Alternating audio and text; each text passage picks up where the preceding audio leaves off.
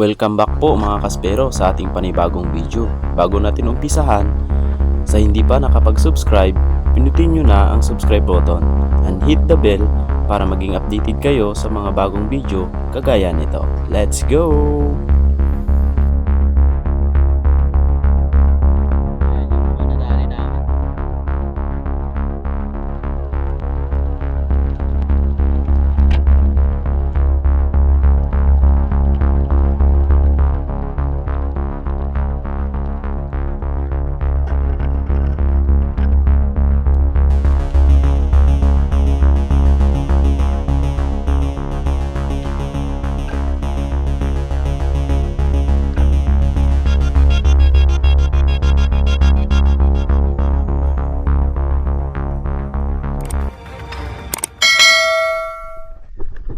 Kaspero, natin 2:42, mag alas 3 na ng hapon. So magda-day dive tayo ng hapon and then diretso tayo ng gabi. Ito na yung flashlight natin, yan, battery, tsaka yung pang ilaw sa bangka. So kita-kits tayo sa 5 mga kaspero. Day and night tayo ngayon. Let's go na mga kaspero. Yung spot natin ngayon sa tapat lang ng Puka Beach. Ayan, sana makadali tayo ngayong araw. At syempre, gabayan tayo ng ating Panginoong may kapal para makauwi tayong safe. Ayan, so babiyahe na kami papunta doon. Around 15 to 10 minutes lang naman yung biyahe papunta doon. At eto na nga, nandito na tayo sa spot at gear up na tayo. Yan na yung mahiwagang kapay natin, and syempre sortin tayo ng ating gloves or guantes para safe yung kamay natin sa mga matutulis na corals. Shoutout nga pala sa kay Sir Von Native Channel, Joy Adventure, of course kay J Adventure, and then kay Don Coron. Of course, shout out din kay By Dexter, Boyet Villacorte, Aisa Magdato from Romblon, Kevin Bautista, kay Joseph Cantar from Imos Cavite, Bernie Lostrena, Kimi Bibado 7490, new subscriber from Coron, Palawan, and shout out kay Elmes Cabelos, kay Judy Pera from Imos Cavite, kay Judy Kamaling 9735, kay GT Gabinete Junior, shout out sa inyo. And then sa may mga question kay Alexis Luego 5211, brand ng diving watch. So yung brand ng diving watch natin is Seyak. Ayan, oo, mababasa niya yung deep ng sinisisid natin and then yung time. Elsa Manuales, ilang cm yung SG? Bali 110 po yung gamit nating SG na patos. So maraming salamat po sa ating mga solid supporter dyan. God bless you all. After natin makapag warm up mga kaspero, nag-dive na tayo dito around 16 meters. At meron akong nakikitang mga bait fish, yung big mouth mackerel. Ayan oh. Ayan, nakapakaikot, kaya napakalaking chance na makakita tayo ng mga pelagic ngayong araw. Sana makahuli tayo ngayon.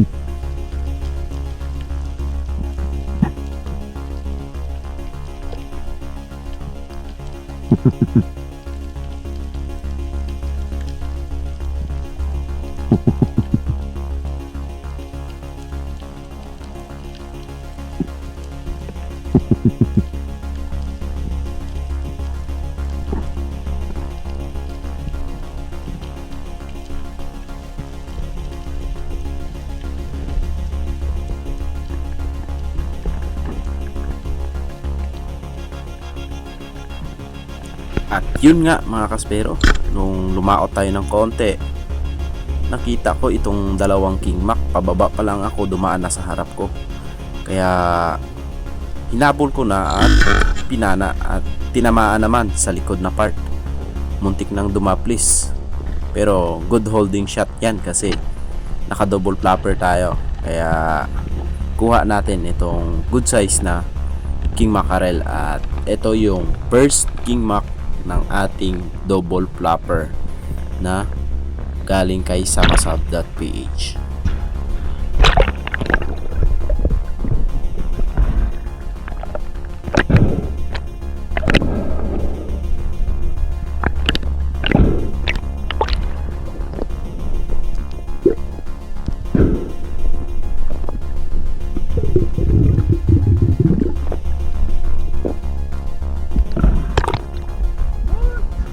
First king mac ng ating double flapper.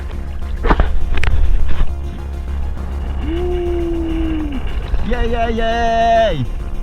Nice one! Woo!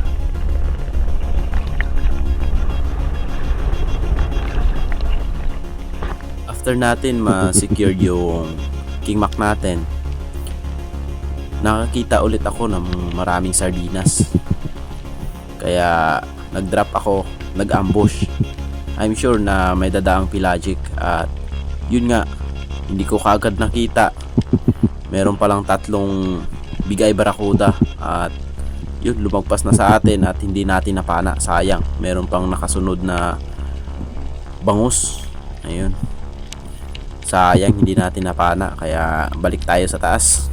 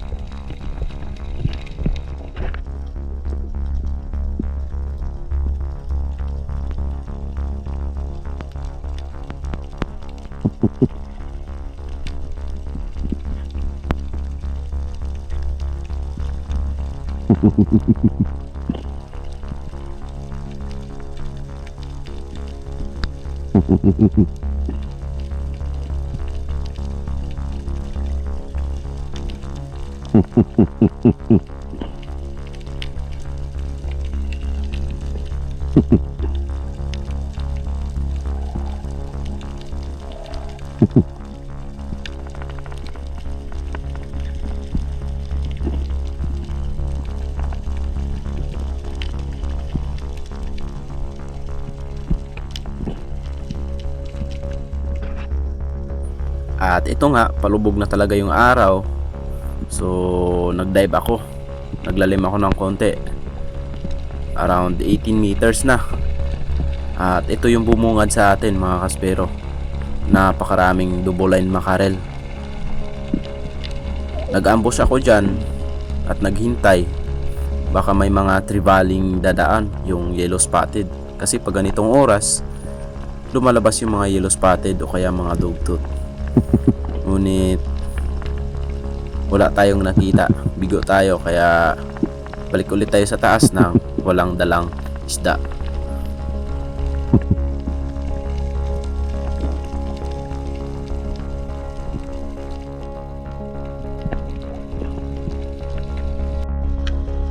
Bali, umangat tayo sa taas. Dito tayo banda sa mababaw, medyo sa wall, mga kaspero. Around 12 meters lang ito. Nandito kasi si Master X naghahunt ng mga slick unicorn. Ayan, kung napapansin nyo, maraming slick unicorn or gabay dito sa amin. Good size na yung mga ito, mga kaspero. Ngunit naghahunt talaga ako ng mas malaki. Kaya hanggang sa wala tayong napana.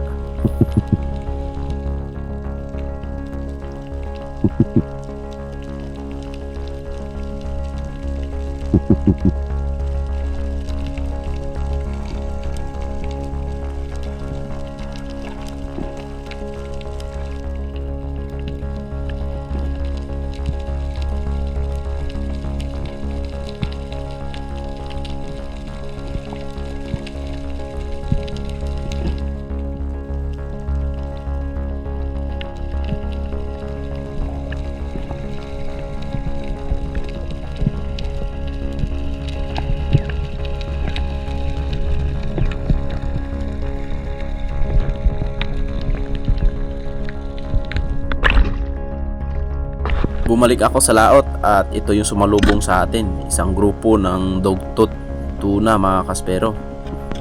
Mga 5 piraso sila kaya tinarget ko na yung isa. At nakahabol pa tayo bago dumilim. Good holding shot kasi gitna. Natamaan pa yung spine kaya hindi na nakalaban. Good size na rin ito, around 3 kilos na rin mga kaspero.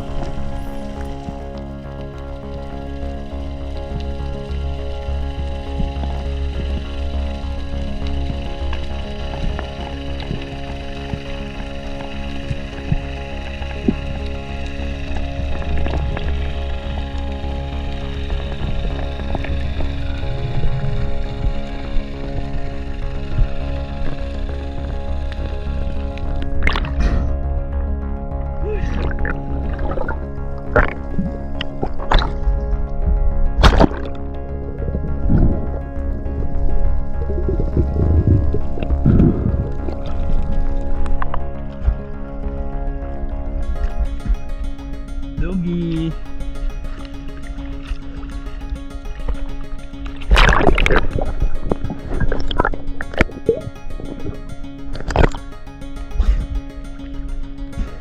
Tol!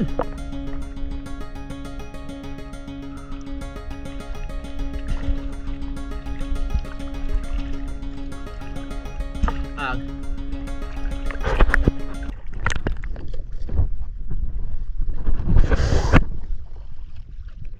Kakaahon lang natin. Lubog na yung araw. At alas 6 na, 6:11. Ayan yung mga nadali namin. Nagsimula lang kami alas 3 na yun. Pasado alas 3 na. Nakapana si Master X ng Barracuda. Oh, laki yun. Siguro nasa 7 to 8 kilos yan. Hatiin namin kasi hindi kasya sa styro. Yung mga ibang nadali natin, ayan. Yung King Mac. Ito. At yung nakadugtot pa tayo.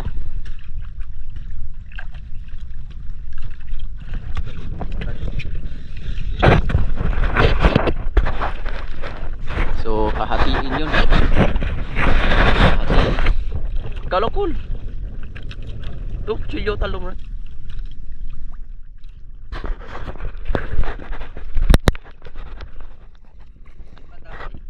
Ito nga, ano eh? Pusot ay di matabe, di magigo. Patayro. Hindi, hindi lang ito daw. Di pag-imbisan matanlangot doon. Ay iko sa mapilo.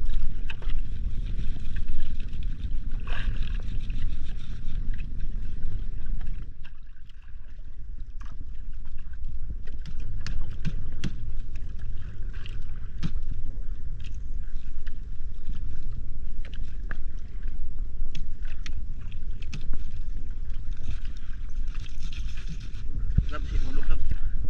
Di sumutod.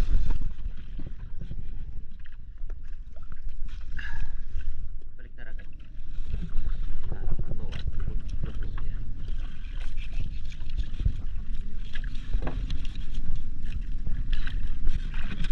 Putol para kumasya.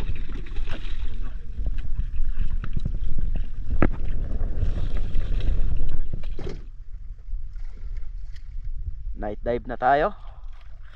Ayan, gamit natin pana. Master X, ready na yan. Ayan, si Kuya. So kalahati na yung styro natin kanina. Halos dito na yan. So, pupunuin namin ngayong gabi bago kami umuwi. Siguro hanggang mga alas 10 uwi na kami. Ayan. So abangan natin kung ano yung mahuhuli natin ngayong gabi. At yung araw nakita nyo na. So pagdating ng bukas ibibenta ulit natin yan. Tsaka kuha tayo ng pang-ulam. Let's go. Eto, night hunting na tayo. At napakaganda ng mga corals dito sa ilalim mga kaspero. Kung nakikita nyo, ayan o. Wala pa tayong nakikita ang isda kaya maglalim tayo ng kaunti. para makakita tayo ng mga isda. At ito nga, pagsisid ko dito sa gilid na part, nakakita agad ako dito ng isang goat fish. Ayan. Nung nilapitan ko, mayroon pala sa harapan kong dalawang slick unicorn. Good size na yung mga slick unicorn, pero mas pinili ko itong goat fish or timbungan.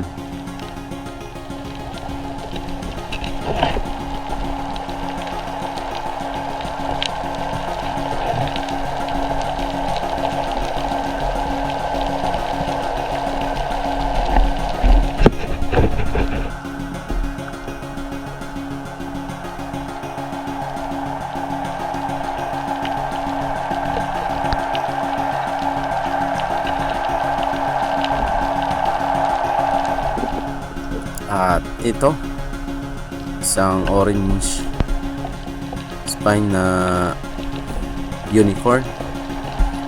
Mataba rin ito mga kaspero, kaya dinakot ko na. Di na natin pinana kasi mabait naman. Kung napansin nyo, nung hinawakan ko siya, hindi talaga siya pumiglas. Kaya huli ka ngayon, tutusukin na lang kita ng pana.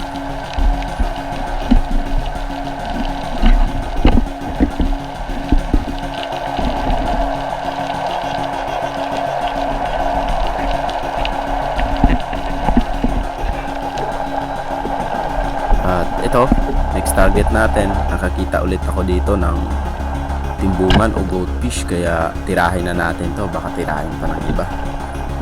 At ito, isang rabbit fish, yun o, isang danggit, nakatihaya lang, kaya di na natin papalain, suki na lang.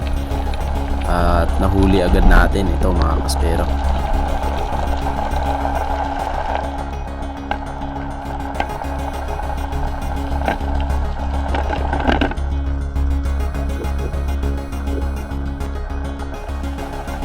Dito sa part na ito, may napansin akong pumasok at isa pala itong surahan mga kaspero. Ayan, unicorn fish din at tinusok ko lang din, ngunit nakawala at tinusok ko na ulit. Hindi na natin kinalabit yung trigger kasi sayang yung kasa. Sarap nito pang ihaw.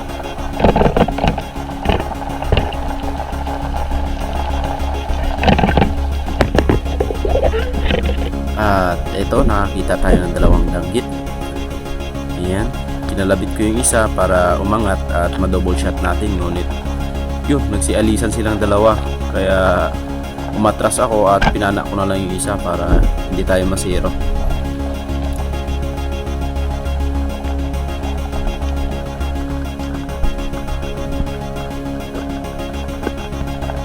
Dito na yung mga tirahan ng mga slick unicorn. Kung napapansin nyo kanina sa araw, marami tayo nakikita mga unicorn fish. Ito na yon. At ito, binunggo pa yung flashlight natin. At sunod-sunod na yung pagpana ko ng slick unicorn na ito mga kaspero. Kasi hindi na tayo mahihirapan, malit na yung pana natin at hindi na sila mailap. Yun nga, tinusok ko, ngunit hindi naman tinablan, kaya eto, hinahabol ko na at pinana. Kahit malayo, tinamaan pa rin, kaya huli kang slick unicorn ka. At yun nga, so paglangoy ko sa unahan, meron ulit na isang slick unicorn at yun, nagpahabol pa ulit. Lumapit na, kaso nagpahabol ka, kaya ay pinana ko na. At nung lumangoy ulit ako, pumalawat ako ng konti, nakita ko itong malaking surahan. Ayan, tinutukan ko na ng flashlight at pinana na para secured na yung isda nating surahan. Hindi ko na tinusok, baka hindi ulit tablan. Kaya kinalabit na natin yung trigger natin.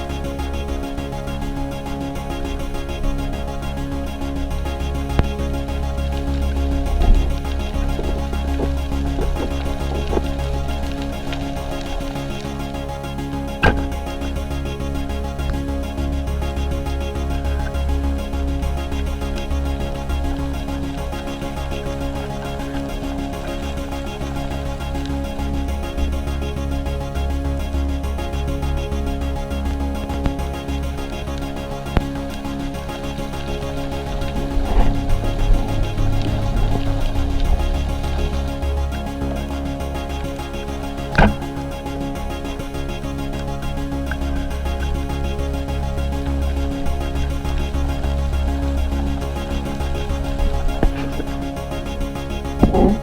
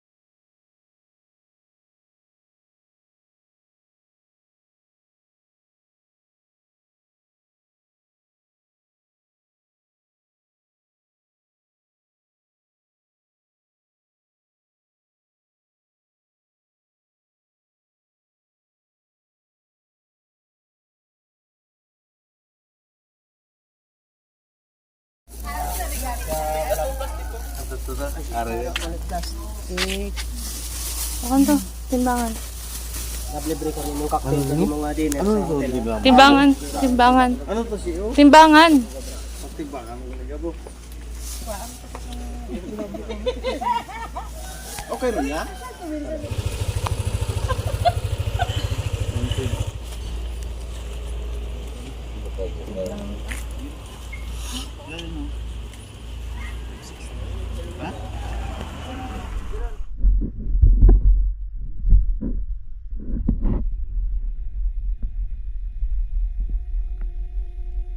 Ayan mga kaspero, nandito na tayo sa bahay at nag-uwi tayo ng dalawang dagit.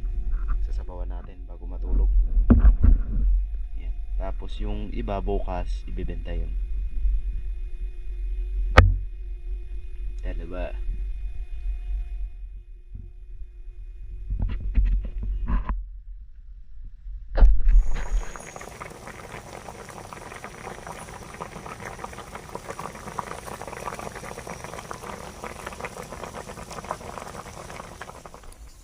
Luto na ang ating sinabawan. Nilagyan natin ng pansigang yan mga kaspero.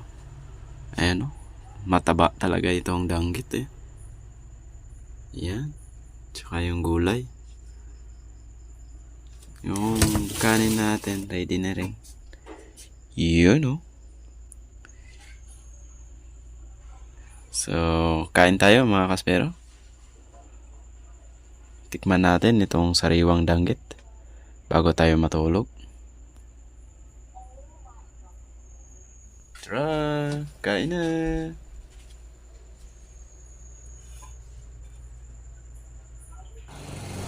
Yan na yung king mac natin mga kaspero. may bumili na ng 1 kilo. Yung ibang isda natin na nahuli sa gabi, ubos na.